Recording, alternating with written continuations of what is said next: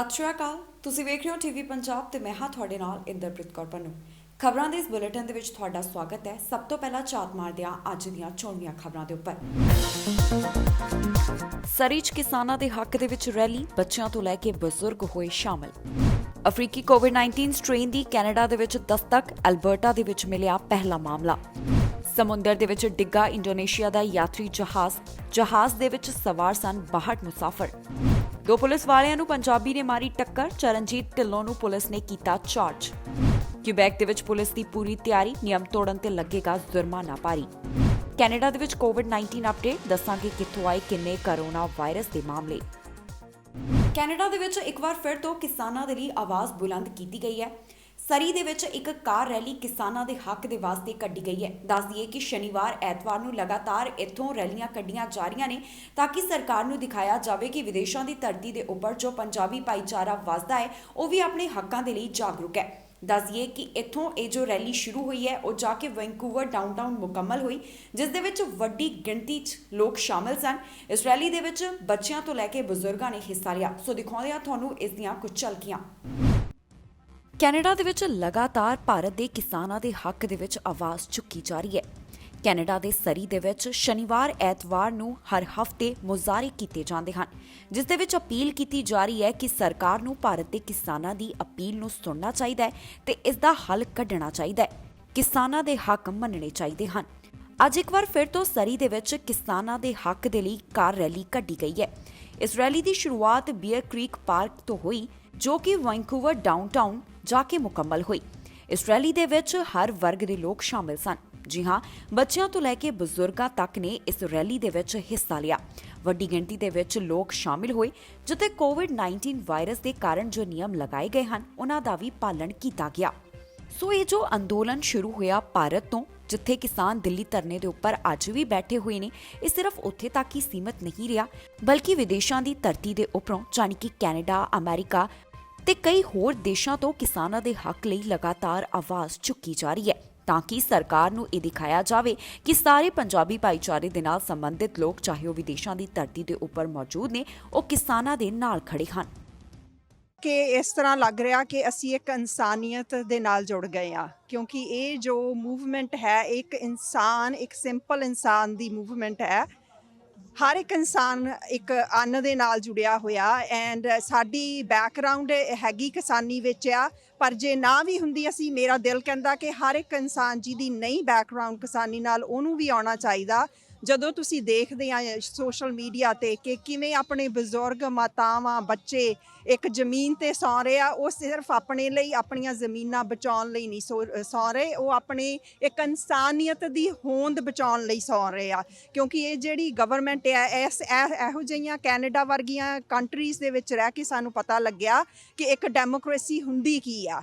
India ਦੀ democracy ਦੇ ਹਿਸਾਬ ਨਾਲ ਜਿਹੜੇ ਹੈਗੇ ਆ ਚੁਣੇ ਹੋਏ ਸਰਕਾਰੀ ਲੋਕ, ਉਹਨਾਂ ਨੂੰ ਇੱਕ ਆਪਣੇ ਸਿਰ ਉੱਪਰ ਬਿਠਾ ਲੈਂਦੇ ਆ ਕਿ ਉਹ ਪਤਾ ਨਹੀਂ ਕੀ ਹੈਗੇ ਆ। ਇੱਥੇ ਦੇਖੋ, ਇੱਕ ਪਿੱਛੇ ਜਿਹੀ ਕੈਨੇਡਾ ਦੀ ਧਰਤੀ ਤੇ ਸਿਰਫ ਗਵਰਨਮੈਂਟ ਅਫੀਸ਼ਲਸ ਛੁੱਟੀਆਂ ਤੇ ਚਲੇ ਗਏ, ਕਾਨੂੰਨ ਦੀ ਉਲੰਘਣਾ ਕਰਕੇ ਉਹਨਾਂ ਨੂੰ ਅਸਤੀਫੇ ਦੇਣੇ ਪੈ ਗਏ।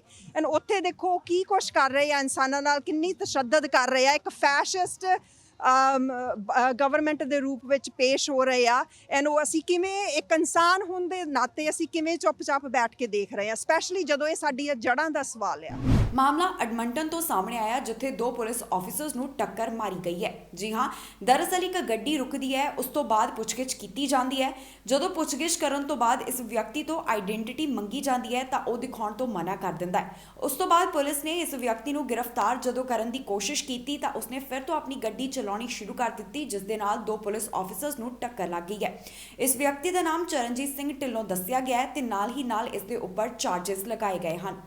ਮਾਮਲਾ ਐਡਮੰਟਨ ਤੋਂ ਸਾਹਮਣੇ ਆਇਆ, ਜਿੱਥੇ ਸਾਊਥ ਈਸਟ ਐਡਮੰਟਨ ਦੇ ਟ੍ਰੈਫਿਕ ਸਟਾਪ ਤੇ ਇੱਕ ਗੱਡੀ ਵੱਲੋਂ ਦੋ ਪੁਲਿਸ ਆਫੀਸਰਸ ਨੂੰ ਟੱਕਰ ਮਾਰੀ ਗਈ ਹੈ।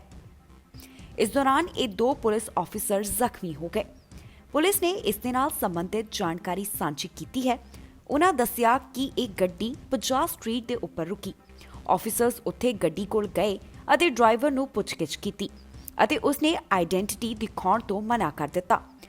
ਉਧਰ ਜਦੋਂ ਪੁਲਿਸ ਵਾਲੇ ਇਸ ਵਿਅਕਤੀ ਨੂੰ ਅਰੈਸਟ ਜਾਣੀ ਕਿ ਗ੍ਰਿਫਤਾਰ ਕਰਨ ਲੱਗੇ ਤਾਂ ਉਸਨੇ ਫਿਰ ਤੋਂ ਗੱਡੀ ਚਲਾਉਣੀ ਸ਼ੁਰੂ ਕਰ ਦਿੱਤੀ। ਜਿਸ ਤੋਂ ਬਾਅਦ ਇਹਨਾਂ ਦੋ ਆਫੀਸਰਸ ਨੂੰ ਟੱਕਰ ਵੱਜ ਗਈ। 41 ਸਟਰੀਟ ਅਤੇ 33A ਐਵਨਿਊ ਤੱਕ ਇਸ ਗੱਡੀ ਦਾ ਪਿੱਛਾ ਕੀਤਾ ਗਿਆ।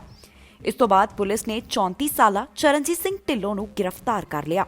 ਗ੍ਰਿਫਤਾਰ ਕਰਨ ਤੋਂ ਬਾਅਦ ਚਰਨਜੀਤ ਸਿੰਘ ਢਿੱਲੋਂ ਨੂੰ ਇਸ ਦੋਸ਼ ਦੇ ਹੇਠ ਚਾਰਜ ਕੀਤਾ ਗਿਆ ਅਤੇ ਨਾਲ ਹੀ ਪੁਲਿਸ ਨੇ ਦੱਸਿਆ ਕਿ ਕੁਝ ਹੋਰ ਵੀ ਚਾਰजेस ਹਨ ਜੋ ਕਿ ਪੈਂਡਿੰਗ ਨੇ, ਜਿਸ ਤੋਂ ਬਾਅਦ ਅਗਲੀ ਕਾਰਵਾਈ ਕੀਤੀ ਜਾਵੇਗੀ। ਫਿਲਹਾਲ ਜਾਣਕਾਰੀ ਮਿਲੀ ਹੈ ਕਿ ਜਿਨ੍ਹਾਂ ਦੋ ਆਫੀਸਰਸ ਨੂੰ ਟੱਕਰ ਵੱਜੀ ਉਹਨਾਂ ਨੂੰ ਕਿਸੇ ਵੀ ਤਰ੍ਹਾਂ ਦੀਆਂ ਗੰਭੀਰ ਸੱਟਾਂ ਨਹੀਂ ਆਈਆਂ। ਅਫਰੀਕਾ ਦੇ ਵਿੱਚ ਕੋਵਿਡ-19 ਦਾ ਜੋ ਨਵਾਂ ਸਟ੍ਰੇਨ ਪਾਇਆ ਗਿਆ ਸੀ, ਜਿਸ ਨੂੰ ਜ਼ਿਆਦਾ ਖਤਰਨਾਕ ਦੱਸਿਆ ਗਿਆ ਹੈ, ਉਸ ਦੇ ਨਾਲ ਜੁੜਿਆ ਹੋਇਆ ਮਾਮਲਾ ਕੈਨੇਡਾ ਤੋਂ ਵੀ ਸਾਹਮਣੇ ਆਇਆ ਹੈ। ਦੱਸ ਦਈਏ ਕਿ ਅਲਬਰਟਾ ਦੇ ਵਿੱਚ ਇਸ ਪਹਿਲੇ ਕੇਸ ਦੀ ਪੁਸ਼ਟੀ ਹੋਈ ਹੈ, ਜਿਸ ਦੇ ਵਿੱਚ ਦੱਸਿਆ ਗਿਆ ਕਿ ਜੋ ਵਿਅਕਤੀ ਇਸ ਦੇ ਵਿੱਚ ਪੋਜ਼ਿਟਿਵ ਪਾਇਆ ਗਿਆ ਹੈ ਉਸਨੇ ਆਪਣੇ ਆਪ ਨੂੰ ਆਈਸੋਲੇਟ ਕਰ ਲਿਆ ਹੈ। ਅਫਰੀਕਾ ਦੇ ਵਿੱਚ ਜੋ ਕੋਵਿਡ-19 ਦਾ ਨਵਾਂ ਸਟ੍ਰੇਨ ਪਾਇਆ ਗਿਆ ਉਸਨੇ ਕੈਨੇਡਾ ਦੇ ਵਿੱਚ ਵੀ ਦਸਤਕ ਦੇ ਦਿੱਤੀ ਹੈ। ਅਲਬਰਟਾ ਦੇ ਵਿੱਚ ਇਸ ਦਾ ਪਹਿਲਾ ਮਾਮਲਾ ਮਿਲਿਆ ਹੈ। ਯੂਕੇ ਦੇ ਵਿੱਚ ਮਿਲੇ ਕਰੋਨਾ ਵਾਇਰਸ ਦੇ ਨਵੇਂ ਸਟ੍ਰੇਨ ਤੋਂ ਬਾਅਦ ਦੱਖਣੀ ਅਫਰੀਕਾ ਦਾ ਸਭ ਤੋਂ ਖਤਰਨਾਕ ਸਟ੍ਰੇਨ ਵੀ ਕੈਨੇਡਾ ਦੇ ਵਿੱਚ ਮਿਲਿਆ ਹੈ। ਕੈਨੇਡਾ ਦੇ ਪ੍ਰੋਵਿੰਸ ਅਲਬਰਟਾ ਦੇ ਵਿੱਚ ਦੱਖਣੀ ਅਫਰੀਕੀ ਸਟ੍ਰੇਨ ਦਾ ਪਹਿਲਾ ਮਾਮਲਾ ਮਿਲਿਆ ਹੈ, ਜਿਸ ਦੀ ਪੁਸ਼ਟੀ ਹੋਈ ਹੈ। ਬ੍ਰਿਟੇਨ ਦੇ ਵਿੱਚ ਪਾਏ ਗਏ ਕੋਵਿਡ ਸਟ੍ਰੇਨ ਦੇ ਨਾਲੋਂ ਜ਼ਿਆਦਾ ਖਤਰਨਾਕ ਇਸ ਨੂੰ ਦੱਸਿਆ ਜਾ ਰਿਹਾ ਹੈ। ਕੈਨੇਡਾ ਦੇ ਵਿੱਚ ਜੋ ਇਸ ਦੇ ਨਾਲ ਸੰਬੰਧਿਤ ਮਰੀਜ਼ ਪਾਇਆ ਗਿਆ ਹੈ ਉਸ ਦੀ ਟਰੈਵਲ ਹਿਸਟਰੀ ਹੈ। ਪ੍ਰੋਵਿੰਸ ਦੇ ਚੀਫ ਮੈਡੀਕਲ ਆਫਸਰ ਡਾਕਟਰ ਡੀਨਾ ਨੇ ਕਿਹਾ ਕਿ ਹਾਲ ਹੀ ਦੇ ਵਿੱਚ ਉਹ ਟਰੈਵਲ ਕਰਕੇ ਇੱਥੇ ਵਾਪਸ ਆਏ ਸਨ, ਜਿਨ੍ਹਾਂ ਦੇ ਵਿੱਚ ਕੋਵਿਡ-19 ਦਾ ਇਹ ਸਟ੍ਰੇਨ ਪਾਇਆ ਗਿਆ ਹੈ। ਉਹਨਾਂ ਕਿਹਾ ਕਿ ਕੈਨੇਡਾ ਦੇ ਵਿੱਚ ਹੁਣ ਤੱਕ ਇਸ ਤਰ੍ਹਾਂ ਦਾ ਇਹ ਪਹਿਲਾ ਮਾਮਲਾ ਹੋ ਸਕਦਾ ਹੈ। ਡੀਨਾ ਨੇ ਦੱਸਿਆ ਕਿ ਵਿਅਕਤੀ ਨੇ ਖੁਦ ਨੂੰ ਇਕਾਂਤਵਾਸ ਕਰ ਲਿਆ ਹੈ। ਕੈਨੇਡਾ ਦੀ ਜਨਤਕ ਸਿਹਤ ਏਜੰਸੀ ਨੇ ਦੇਰ ਸ਼ਾਮ ਕਿਹਾ ਕਿ ਕੈਨੇਡਾ ਦੇ ਵਿੱਚ ਕੋਰੋਨਾ ਵਾਇਰਸ ਸਟ੍ਰੇਨ ਦੇ ਨਵੇਂ ਅਤੇ ਖਤਰਨਾਕ ਰੂਪ ਦਾ ਇਹ ਪਹਿਲਾ ਮਾਮਲਾ ਹੈ। ਉੱਥੇ ਹੀ ਮੈਡੀਕਲ ਆਫਸਰ ਡੀਨਾ ਨੇ ਕਿਹਾ ਹੈ ਕਿ ਹੁਣ ਤੱਕ ਇਹ ਨਹੀਂ ਪਤਾ ਲੱਗ ਸਕਿਆ ਕਿ ਜਿਸ ਵਿਅਕਤੀ ਦੇ ਵਿੱਚ ਇਸ ਦੀ ਪੁਸ਼ਟੀ ਹੋਈ ਹੈ ਉਸ ਤੋਂ ਇਹ ਕਿਸੇ ਹੋਰ ਦੇ ਵਿੱਚ ਫੈਲਿਆ ਹੈ ਜਾਂ ਨਹੀਂ। ਉਨ੍ਹਾਂ ਕਿਹਾ ਕਿ ਅਲਬਰਟਾ ਦੇ ਵਿੱਚ ਇਸ ਮਾਮਲੇ ਦੀ ਮੌਜੂਦਗੀ ਸਿਹਤ ਅਧਿਕਾਰੀਆਂ ਦੇ ਲਈ ਚਿੰਤਾ ਦਾ ਵਿਸ਼ਾ ਹੈ। ਸਿਹਤ ਅਧਿਕਾਰੀਆਂ ਨੇ ਕਿਹਾ ਕਿ ਅਸੀਂ ਲੋਕਾਂ ਦੀ ਸਿਹਤ ਸੁਰੱਖਿਆ ਦੇ ਲਈ ਨਵੇਂ ਕੋਰੋਨਾ ਵਾਇਰਸ ਸਟ੍ਰੇਨ ਦੀ ਸਰਗਰਮੀ ਦੇ ਨਾਲ ਨਿਗਰਾਨੀ ਕਰ ਰਹੇ ਹਾਂ। ਪਿਛਲੇ ਸਾਲ ਦੇ ਆਖਿਰ ਦੇ ਵਿੱਚ ਦੱਖਣੀ ਅਫਰੀਕਾ ਦੇ ਸਿਹਤ ਵਿਭਾਗ ਨੇ ਕਿਹਾ ਸੀ ਕਿ ਕੋਰੋਨਾ ਵਾਇਰਸ ਦਾ ਨਵਾਂ ਜੈਨੇਟਿਕ ਪਰਿਵਰਤਨ ਦੇਸ਼ ਦੇ ਵਿੱਚ ਪਾਇਆ ਗਿਆ ਹੈ ਅਤੇ ਇਸ ਵਜ੍ਹਾ ਦੇ ਨਾਲ ਮਾਮਲਿਆਂ ਵਿੱਚ ਤੇਜ਼ੀ ਵੱਧ ਸਕਦੀ ਹੈ। ਐਕਸਪਰਟਸ ਦਾ ਕਹਿਣਾ ਹੈ ਕਿ ਨਵਾਂ ਸਟ੍ਰੇਨ ਲਗਭਗ 7% ਵਧੇਰੇ ਇਨਫੈਕਸ਼ੀਅਸ ਹੈ। ਵੱਖ-ਵੱਖ ਪ੍ਰੋਵਿੰਸਸ ਦੇ ਵਿੱਚ ਕੋਵਿਡ-19 ਦੇ ਚੱਲਦਿਆਂ ਸਖਤੀਆਂ ਕੀਤੀਆਂ ਜਾ ਰਹੀਆਂ ਨੇ। ਕਿਊਬੈਕ ਦੇ ਵਿੱਚ ਓਵਰਨਾਈਟ ਕਰਫਿਊ ਲਗਾਇਆ ਗਿਆ ਹੈ। ਸੋ ਹੁਣ ਪੁਲਿਸ ਵੱਲੋਂ ਇਸ ਦੀ ਤਿਆਰੀ ਕੀਤੀ ਜਾ ਰਹੀ ਹੈ ਕਿ ਕਿਸ ਤਰ੍ਹਾਂ ਲੋਕਾਂ ਨੂੰ ਨਿਯਮਾਂ ਦਾ ਪਾਲਣ ਕਰਵਾਉਣਾ ਹੈ। ਉਹਨਾਂ ਨੇ ਕਹਿ ਦਿੱਤਾ ਹੈ ਕਿ ਜੇਕਰ ਲੋਕ ਰਾਤ ਨੂੰ ਸੜਕਾਂ ਦੇ ਉੱਪਰ ਘੁੰਮਦੇ ਨਜ਼ਰ ਆਉਣਗੇ ਤਾਂ ਫਿਰ ਇਸ ਦੇ ਵਾਸਤੇ ਉਹਨਾਂ ਨੂੰ ਕਾਰਨ ਦੱਸਣਾ ਪਵੇਗਾ। ਜੇ ਉਹ ਲੋਕ ਐਵੇਂ ਹੀ ਘੁੰਮਦੇ ਹੋਏ ਨਜ਼ਰ ਆਏ ਤਾਂ ਫਿਰ ਭਾਰੀ ਜੁਰਮਾਨਾ ਉਹਨਾਂ ਨੂੰ ਦੇਣਾ ਪਵੇਗਾ। ਕਿਊਬੈਕ ਦੇ ਵਿੱਚ ਅੱਜ ਰਾਤ ਤੋਂ 8 ਵਜੇ ਤੋਂ ਬਾਅਦ ਜਾਂ ਤਾਂ ਲੋਕ ਘਰਾਂ ਦੇ ਅੰਦਰ ਰਹਿਣਗੇ ਜਾਂ ਫਿਰ ਉਹਨਾਂ ਨੂੰ ਫਾਈਨ ਭਰਨਾ ਪਵੇਗਾ। ਜੀ ਹਾਂ, ਕਿਉਂਕਿ ਕਿਊਬੈਕ ਦੇ ਵਿੱਚ ਰੋਜ਼ਾਨਾ ਜੋ ਕੋਵਿਡ-19 ਦੇ ਮਾਮਲੇ ਸਾਹਮਣੇ ਆ ਰਹੇ ਸਨ, ਇਹ ਮਾਮਲੇ ਸਿਹਤ ਮਾਹਿਰਾਂ ਵਾਸਤੇ ਚਿੰਤਾ ਦਾ ਵਿਸ਼ਾ ਬਣੇ ਹੋਏ ਸਨ।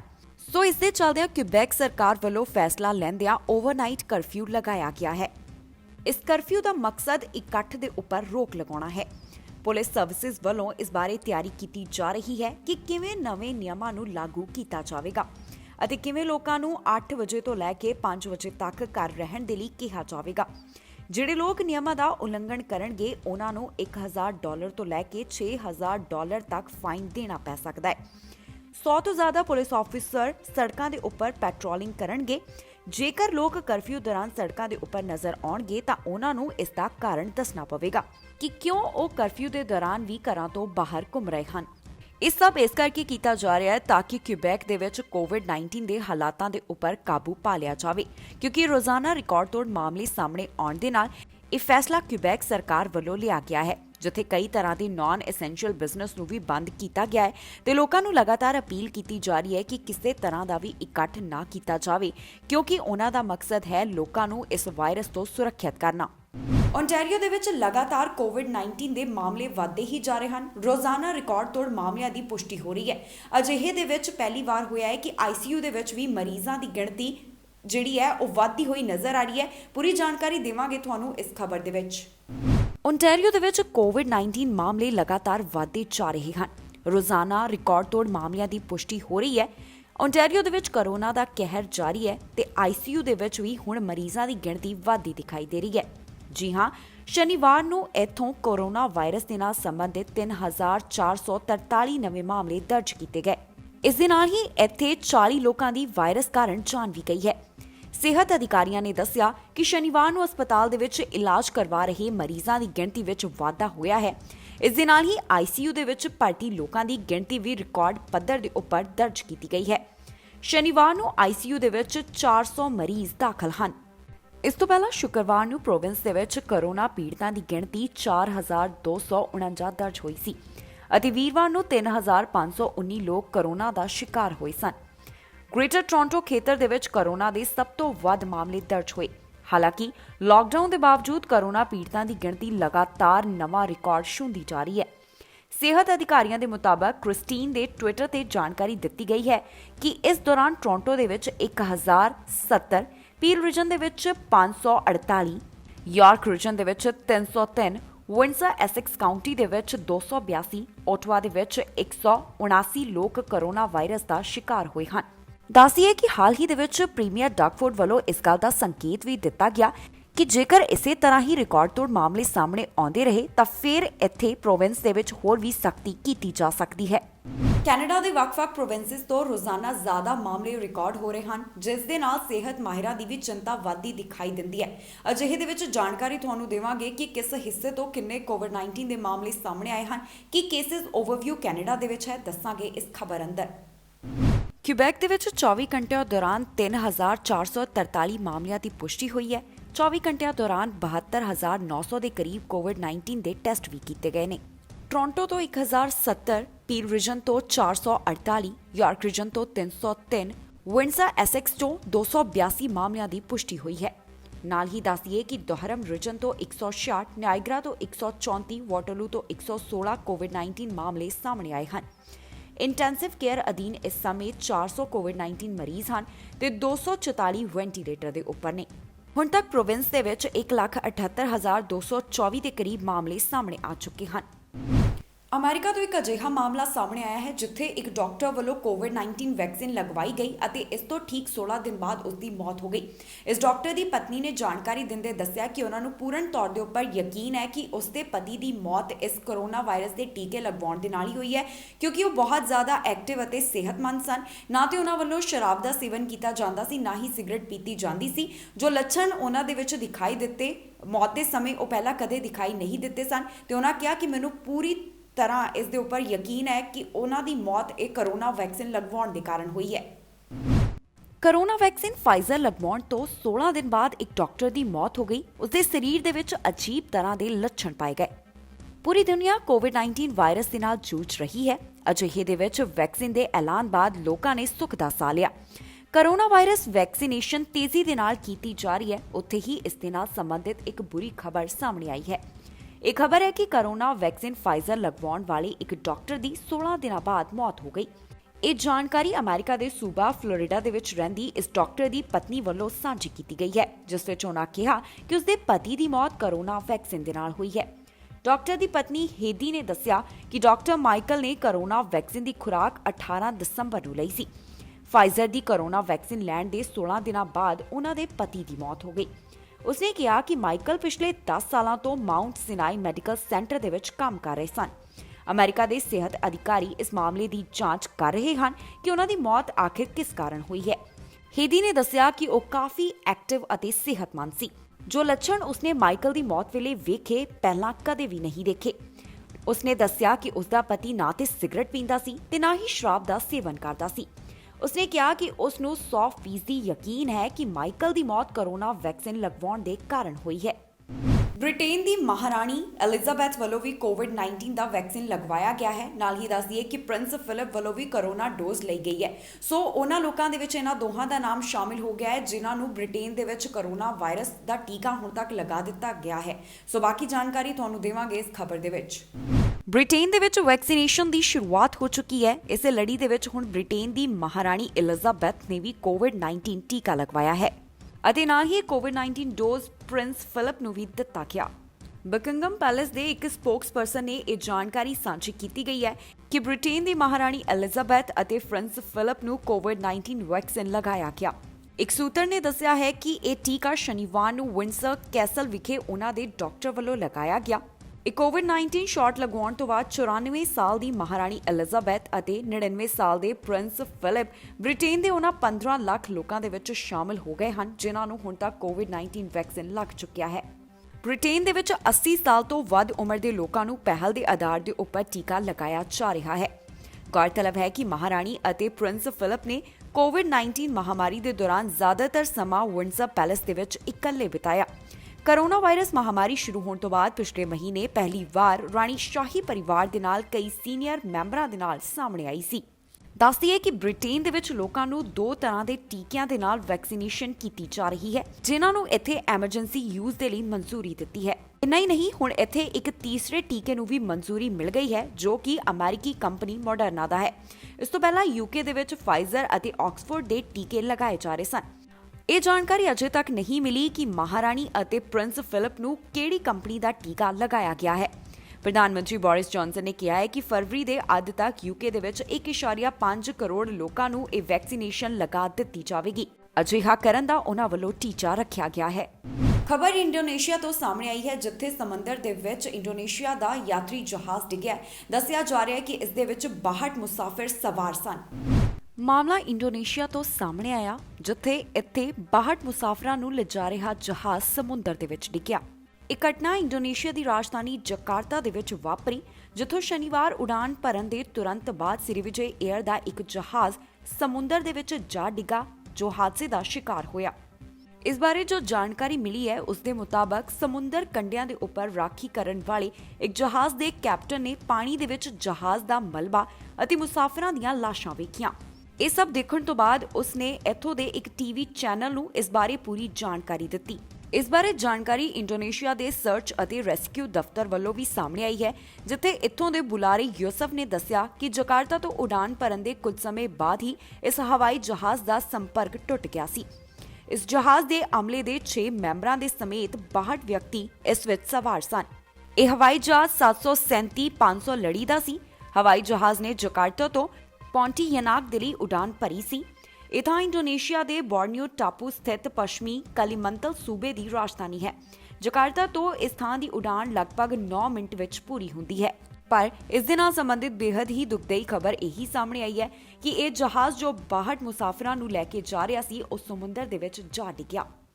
ਭਾਰਤੀ ਮੂਲ ਦੀ ਸਬਰੀਨਾ ਸਿੰਘ ਨੂੰ ਵਾਈਟ ਹਾਊਸ ਦੇ ਵਿੱਚ ਇੱਕ ਅਹਿਮ ਜ਼ਿੰਮੇਵਾਰੀ ਮਿਲੀ ਹੈ। ਅਮਰੀਕਾ ਦੇ ਨਵੇਂ ਚੁਣੇ ਗਏ ਰਾਸ਼ਟਰਪਤੀ ਜੋ ਬਾਈਡਨ ਅਤੇ ਨਵੀਂ ਚੁਣੀ ਗਈ ਉਪ ਰਾਸ਼ਟਰਪਤੀ ਕਮਲਾ ਹੈਰਿਸ ਵੱਲੋਂ ਆਪਣੀ ਟੀਮ ਦਾ ਐਲਾਨ ਕੀਤਾ ਗਿਆ ਜਿਸ ਦੇ ਵਿੱਚ ਉਹਨਾਂ ਇਸ ਗੱਲ ਦੇ ਉੱਪਰ ਮੁਹਰ ਲਗਾਈ ਹੈ ਕਿ ਵਾਈਟ ਹਾਊਸ ਦੀ ਡਿਪਟੀ ਪ੍ਰੈਸ ਸਕੱਤਰ ਹੋਵੇਗੀ ਸਬਰੀਨਾ ਸਿੰਘ। ਭਾਰਤੀ ਮੂਲ ਦੀ ਸਬਰੀਨਾ ਸਿੰਘ ਨੂੰ ਵਾਈਟ ਹਾਊਸ ਦੇ ਵਿੱਚ ਇੱਕ ਖਾਸ ਜ਼ਿੰਮੇਵਾਰੀ ਸੌਂਪੀ ਗਈ ਹੈ। ਜੀ ਹਾਂ, ਸਬਰੀਨਾ ਸਿੰਘ ਨੂੰ ਵਾਈਟ ਹਾਊਸ ਦੀ ਡਿਪਟੀ ਪ੍ਰੈਸ ਸੈਕਟਰੀ ਬਣਾਇਆ ਗਿਆ ਹੈ। ਉਹ ਅਮਰੀਕਾ ਦੀ ਨਵੀਂ ਚੁਣੀ ਗਈ ਉਪ ਰਾਸ਼ਟਰਪਤੀ ਦੇ ਲਈ ਵਾਈਟ ਹਾਊਸ ਦੇ ਵਿੱਚ ਡਿਪਟੀ ਪ੍ਰੈਸ ਸਕੱਤਰ ਵਜੋਂ ਆਪਣੀਆਂ ਸੇਵਾਵਾਂ ਦੇਵੇਗੀ। ਅਮਰੀਕਾ ਦੇ ਨਵੇਂ ਚੁਣੇ ਰਾਸ਼ਟਰਪਤੀ ਜੋ ਬਾਈਡਨ ਅਤੇ ਨਵੀਂ ਚੁਣੀ ਗਈ ਉਪ ਰਾਸ਼ਟਰਪਤੀ ਕਮਲਾ ਹੈਰਿਸ ਨੇ ਆਪਣੀ ਟੀਮ ਦਾ ਐਲਾਨ ਕੀਤਾ। ਦੱਸਦੀਏ ਕਿ ਸਬਰੀਨਾ ਬਾਈਡਨ ਹੈਰਿਸ ਚੋਣ ਪ੍ਰਚਾਰ ਮੁਹਿੰਮ ਦੌਰਾਨ ਕਮਲਾ ਹੈਰਿਸ ਦੀ ਪ੍ਰੈਸ ਸੈਕਟਰੀ ਸੀ। ਇੰਨਾ ਹੀ ਨਹੀਂ, ਸਬਰੀਨਾ ਨੇ ਮਾਈਕ ਬਲੂਮਬਰਗ ਦੀ ਰਾਸ਼ਟਰਪਤੀ ਮੁਹਿੰਮ ਦੇ ਲਈ ਸੀਨੀਅਰ ਸਪੋਕਸਪਰਸਨ ਅਤੇ ਕੋਰੀ ਬੁਕਰ ਦੀ ਰਾਸ਼ਟਰਪਤੀ ਮੁਹਿੰਮ ਦੇ ਲਈ ਰਾਸ਼ਟਰੀ ਪ੍ਰੈਸ ਸਕੱਤਰ ਵਜੋਂ ਕੰਮ ਕੀਤਾ ਸੀ। ਸਬਰੀਨਾ ਇਸ ਤੋਂ ਪਹਿਲਾਂ ਡੈਮੋਕ੍ਰੈਟਿਕ ਨੈਸ਼ਨਲ ਕਮੇਟੀ ਦੇ ਲਈ deputy communication director, American bridge ਦੇ ਟਰੰਪ ਬਾਰ ਰੂਮ ਦੇ ਬੁਲਾਰੇ ਅਤੇ ਹਿਲਰੀ ਕਲਿੰਟਨ ਦੇ 2016 ਦੇ ਰਾਸ਼ਟਰਪਤੀ ਮੁਹਿੰਮ ਦੇ ਰੀਜਨਲ ਕਮਿਊਨੀਕੇਸ਼ਨ ਡਾਇਰੈਕਟਰ ਦੇ ਰੂਪ ਦੇ ਵਿੱਚ ਕੰਮ ਕੀਤਾ ਹੈ। ਉਧਰ ਬਾਈਡਨ ਨੇ ਕਿਹਾ ਹੈ ਕਿ ਰਾਸ਼ਟਰ ਦੇ ਬਿਹਤਰ ਨਿਰਮਾਣ ਦੇ ਲਈ ਸਾਡੇ ਪ੍ਰਸ਼ਾਸਨ ਦੇ ਇਹਨਾਂ ਵਿਅਕਤੀਆਂ ਦੇ ਕੋਲ ਗਿਆਨ ਅਤੇ ਮੁਹਾਰਤ ਹੈ ਜੋ ਪਹਿਲੇ ਦਿਨ ਤੋਂ ਅਮਰੀਕਾ ਦੇ ਲੋਕਾਂ ਦੀ ਸੇਵਾ ਦੇ ਵਿੱਚ ਲੱਗ ਜਾਣਗੇ। ਇਹ ਸਾਰੇ ਅਲੱਗ-ਅਲੱਗ ਬੈਕਗ੍ਰਾਉਂਡ ਤੋਂ ਆਏ ਹਨ। ਇਹ ਸਾਨੂੰ ਇੱਕ ਮਜ਼ਬੂਤ ਅਤੇ ਜ਼ਿਆਦਾ ਇਕਜੁੱਟ ਰਾਸ਼ਟਰ ਬਣਾਉਣ ਦੇ ਵਿੱਚ ਮਦਦ ਕਰਨਗੇ। ਅਮਰੀਕਾ ਦੇ ਵਿੱਚ ਜੋ ਘਟਨਾ ਵਾਪਰੀ ਪਿਛਲੇ ਦਿਨੀ ਉਸ ਨੂੰ ਦੇਖਦਿਆਂ ਅਮਰੀਕਾ ਦੇ ਮੌਜੂਦਾ ਰਾਸ਼ਟਰਪਤੀ ਡੋਨਲਡ ਟਰੰਪ ਦੇ ਉੱਪਰ ਟਵਿੱਟਰ ਨੇ ਕਾਰਵਾਈ ਕੀਤੀ। ਟਵਿੱਟਰ ਨੇ ਪਹਿਲਾਂ ਉਹਨਾਂ ਦੇ ਅਕਾਊਂਟ ਦੇ ਉੱਪਰ 12 ਘੰਟਿਆਂ ਦੀ ਰੋਕ ਲਗਾ ਦਿੱਤੀ ਸੀ ਪਰ ਹੁਣ ਉਸ ਨੂੰ ਅੱਗੇ ਵਧਾਉਂਦਿਆਂ ਪੱਕੀ ਰੋਕ ਲਗਾ ਦਿੱਤੀ ਗਈ ਹੈ। ਇਸ ਤੋਂ ਬਾਅਦ ਕਈ ਤਰ੍ਹਾਂ ਦੇ ਮੀਮਸ ਸੋਸ਼ਲ ਮੀਡੀਆ ਦੇ ਉੱਪਰ ਵਾਇਰਲ ਹੋ ਰਹੇ ਹਨ ਤੇ ਟਰੰਪ ਨੂੰ ਕਈ ਲੋਕ ਸਲਾਹ ਦੇ ਰਹੇ ਹਨ ਕਿ ਹੁਣ ਉਹਨਾਂ ਨੂੰ ਟਿਕਟੌਕ ਦੇ ਉੱਪਰ ਆਪਣਾ ਅਕਾਊਂਟ ਬਣਾ ਲੈਣਾ ਚਾਹੀਦਾ ਹੈ। ਜੋ ਪਿਛਲੇ ਦਿਨੀ ਅਮਰੀਕਾ ਦੇ ਵਿੱਚ ਹੋਇਆ ਉਸ ਦੇ ਚੱਲਦਿਆਂ ਟਵਿੱਟਰ ਨੇ ਕਾਰਵਾਈ ਕਰਦਿਆਂ ਅਮਰੀਕਾ ਦੇ ਮੌਜੂਦਾ ਰਾਸ਼ਟਰਪਤੀ ਡੋਨਲਡ ਟਰੰਪ ਦਾ ਅਕਾਊਂਟ 12 ਘੰਟਿਆਂ ਦੇ ਲਈ ਫ੍ਰੀਜ਼ ਕਰ ਦਿੱਤਾ ਸੀ। ਪਰ ਹੁਣ ਇਸ ਦੇ ਉੱਪਰ ਇੱਕ ਹੋਰ ਕਦਮ ਚੁੱਕਿਆ ਹੈ ਟਵਿੱਟਰ ਨੇ, ਜਿੱਥੇ ਹੁਣ ਟਵਿੱਟਰ ਨੇ ਟਰੰਪ ਦੇ ਅਕਾਊਂਟ ਨੂੰ ਹਮੇਸ਼ਾ ਦੇ ਲਈ ਬੰਦ ਕਰ ਦਿੱਤਾ ਹੈ। ਜੀ ਹਾਂ, social media networking platform Twitter ਨੇ ਅਮਰੀਕਾ ਦੇ ਆਊਟਗੋਇੰਗ ਰਾਸ਼ਟਰਪਤੀ ਡੋਨਾਲਡ ਟਰੰਪ ਦਾ ਟਵਿੱਟਰ ਅਕਾਊਂਟ ਹਮੇਸ਼ਾ ਦੇ ਲਈ ਬੰਦ ਕਰ ਦਿੱਤਾ ਹੈ। ਫੇਸਬੁੱਕ ਅਤੇ ਇੰਸਟਾਗ੍ਰਾਮ ਅਕਾਊਂਟ ਪਹਿਲਾਂ ਹੀ ਸਸਪੈਂਡ ਕੀਤੇ ਗਏ ਹਨ। ਜੋ ਇਹ ਕਾਰਵਾਈ ਟਰੰਪ ਤੇ ਕੀਤੀ ਗਈ ਹੈ, ਉਸ ਤੋਂ ਬਾਅਦ ਹੁਣ ਕਈ ਮੀਮਸ ਸਾਂਝੇ ਕੀਤੇ ਜਾ ਰਹੇ ਹਨ, ਜਾਣੀ ਕਿ ਇੱਕ ਕਿਸਮ ਦਾ ਸੋਸ਼ਲ ਮੀਡੀਆ ਦੇ ਉੱਪਰ ਮੀਮਸ ਦਾ ਹੜ੍ਹ ਆ ਗਿਆ ਹੈ। ਦਰਅਸਲ ਡੋਨਾਲਡ ਟਰੰਪ ਦੇ ਹਜ਼ਾਰਾਂ ਸਮਰਥਕਾਂ ਨੇ ਬੁੱਧਵਾਰ ਨੂੰ ਕੈਪੀਟੋਲ ਬਿਲਡਿੰਗ ਤੇ ਹਮਲਾ ਕੀਤਾ ਅਤੇ ਪੁਲਿਸ ਦੇ ਨਾਲ ਝੜਪ ਹੋ ਗਈ। ਇਸ ਘਟਨਾ ਦੇ ਵਿੱਚ ਬਹੁਤ ਸਾਰੇ ਲੋਕ ਮਾਰੇ ਗਏ। ਉੱਥੇ ਹੀ ਇਸ ਕਿਸਮ ਦੀ ਹਿੰਸਾ ਦੁਬਾਰਾ ਨਾ ਹੋਵੇ, ਇਸ ਦੇ ਲਈ ਸੋਸ਼ਲ ਨੈਟਵਰਕਿੰਗ ਪਲੇਟਫਾਰਮ ਟਵਿੱਟਰ ਨੇ ਡੋਨਾਲਡ ਟਰੰਪ ਦਾ ਟਵਿੱਟਰ ਅਕਾਊਂਟ ਹਮੇਸ਼ਾ ਦੇ ਲਈ ਬੰਦ ਕਰ ਦਿੱਤਾ। ਟਰੰਪ ਦਾ ਅਕਾਊਂਟ ਸਸਪੈਂਡ ਹੋਣ ਤੋਂ ਬਾਅਦ ਲੋਕ ਆਪਣੀ ਪ੍ਰਤੀਕਿਰਿਆ ਦੇ ਰਹੇ ਹਨ। ਲੋਕਾਂ ਨੇ ਟਰੰਪ ਨੂੰ ਟਿਕਟੌਕ ਦੇ ਉੱਪਰ ਆਉਣ ਦੀ ਸਲਾਹ ਦਿੱਤੀ ਹੈ। ਇਹਨਾਂ ਲੋਕਾਂ ਦਾ ਕਹਿਣਾ ਹੈ ਕਿ ਟਰੰਪ ਨੂੰ ਟਿਕਟੌਕ ਤੇ ਆਪਣਾ ਨਵਾਂ ਅਕਾਊਂਟ ਬਣਾਉਣਾ ਚਾਹੀਦਾ ਹੈ। ਇਸ ਦੇ ਨਾਲ ਹੀ ਇੱਕ ਯੂਜ਼ਰ ਨੇ ਲਿਖਿਆ ਹੈ ਕਿ ਅੱਜ ਦਾ ਦਿਨ ਬਹੁਤ ਖੂਬਸੂਰਤ ਹੈ। ਇਸ ਤੋਂ ਇਲਾਵਾ ਲੋਕ ਟਰੰਪ ਦੀਆਂ ਮਜ਼ਾਕੀਆ ਫੋਟੋ ਵੀ ਸ਼ੇਅਰ ਕਰਦੇ ਦਿਖਾਈ ਦੇ ਰਹੇ ਹਨ। ਉਧਰ ਟਵਿੱਟਰ ਨੇ ਕਿਹਾ ਹੈ ਕਿ ਡੋਨਾਲਡ ਟਰੰਪ ਦੇ ਅਕਾਊਂਟ ਤੇ ਤਾਜ਼ਾ ਟਵੀਟ ਦੇਖਣ ਤੋਂ ਬਾਅਦ ਹਿੰਸਾ ਨੂੰ ਭੜਕਾਉਣ ਦੇ ਜ਼ੋਖਮ ਦੇ ਮੱਦੇਨਜ਼ਰ ਉਹਨਾਂ ਨੇ ਅਕਾਊਂਟ ਨੂੰ ਹਮੇਸ਼ਾ ਦੇ ਲਈ ਸਸਪੈਂਡ ਕਰ ਦਿੱਤਾ ਹੈ। ਇਸ ਹਫ਼ਤੇ ਦੀਆਂ ਭਿਆਨਕ ਘਟਨਾਵਾਂ ਦੇ ਮੱਦੇਨਜ਼ਰ ਉਹਨਾਂ ਵੱਲੋਂ ਇੱਕ ਕਦਮ ਚੁੱਕਿਆ ਗਿਆ ਹੈ। ਸੋ ਇਸ ਦੇ ਨਾਲ ਹੀ ਜਾਂਦੇ ਇੱਕ ਵਾਰ ਫਿਰ ਤੋਂ ਝਾਤ ਮਾਰਦੇ ਹਾਂ ਅੱਜ ਦੀਆਂ ਚੋਣਵੀਆਂ ਖਬਰਾਂ ਦੇ ਉੱਪਰ। ਸਰੀ 'ਚ ਕਿਸਾਨਾਂ ਦੇ ਹੱਕ ਦੇ ਵਿੱਚ ਰੈਲੀ, ਬੱਚਿਆਂ ਤੋਂ ਲੈ ਕੇ ਬਜ਼ੁਰਗ ਹੋਏ ਸ਼ਾਮਲ। ਅਫਰੀਕੀ ਕੋਵਿਡ-19 ਸਟ੍ਰੇਨ ਦੀ ਕੈਨੇਡਾ ਦੇ ਵਿੱਚ ਦਸਤਕ, ਅਲਬਰਟਾ ਦੇ ਵਿੱਚ ਮਿਲਿਆ ਪਹਿਲਾ ਮਾਮਲਾ। ਸਮੁੰਦਰ ਦੇ ਵਿੱਚ ਡਿੱਗਾ ਇੰਡੋਨੇਸ਼ੀਆ ਦਾ ਯਾਤਰੀ ਜਹਾਜ਼ ਦੇ ਵਿੱਚ ਸਵਾਰ ਸਨ 62 ਮੁਸਾਫਰ। 2 ਪੁਲਿਸ ਵਾਲਿਆਂ ਨੂੰ ਪੰਜਾਬੀ ਨੇ ਮਾਰੀ ਟੱਕਰ, ਚਰਨਜੀਤ ਢਿੱਲੋਂ ਨੂੰ ਪੁਲਿਸ ਨੇ ਕੀਤਾ ਚਾਰਜ। ਕਿਊਬੈਕ ਦੇ ਵਿੱਚ ਪੁਲਿਸ ਦੀ ਪੂਰੀ ਤਿਆਰੀ, ਨਿਯਮ ਤੋੜਨ ਤੇ ਲੱਗੇਗਾ ਜੁਰਮਾਨਾ ਭਾਰੀ। ਕੈਨੇਡਾ ਦੇ ਵਿੱਚ ਕੋਵਿਡ-19 ਅਪਡੇਟ, ਦੱਸਾਂਗੇ ਕਿੱਥੋਂ ਆਏ ਕਿੰਨੇ ਕਰੋਨਾ ਵਾਇਰਸ ਦੇ ਮਾਮਲੇ। ਖਬਰਾਂ ਦੇ ਇਸ ਬੁਲੇਟਿਨ ਦੇ ਵਿੱਚ ਇੰਨਾ ਹੀ। ਨਵੀਆਂ ਤੇ ਤਾਜ਼ੀਆਂ ਖਬਰਾਂ ਲੈ ਕੇ ਫਿਰ ਤੋਂ ਹਾਜ਼ਰ ਹੋਵਾਂਗੇ। ਫਿਲਹਾਲ ਮੈਨੂੰ ਇੰਦਰਪ੍ਰੀਤ ਕੌਰ ਪੰਨੂ ਨੂੰ ਦਿਓ ਇਜਾਜ਼ਤ ਤੇ ਤੁਸੀਂ ਵੇਖਦੇ ਰਹੋ ਟੀਵੀ ਪੰਜਾਬ।